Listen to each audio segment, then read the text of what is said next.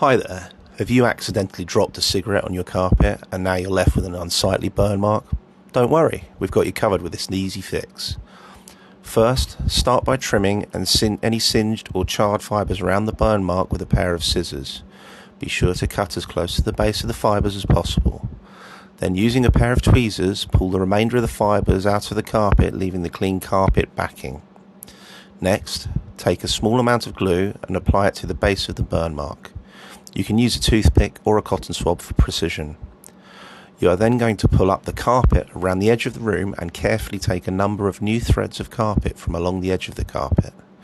Don't worry, these won't be seen once you have retucked the carpet at the end of the job. Then take these individual fibres and fold them over the end of a small flat-headed screwdriver. Place a small blob of glue on the end that is stretched over the screwdriver and re-punch this through the carpet backing to an equal length of the surrounding carpet. Keep repeating this process until the whole of the patch has been retufted and no more gaps are visible.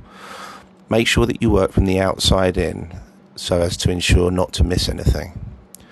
Once the adhesive has dried, use a pair of scissors to trim any excess fibres from the patch so it blends seamlessly with the rest of the carpet. Then retuck the carpet around the edge of the room where you have lifted it. And there you have it, a quick and easy fix to that cigarette burn in the middle of your carpet. Please don't forget to subscribe to our channel for more helpful tips and tricks.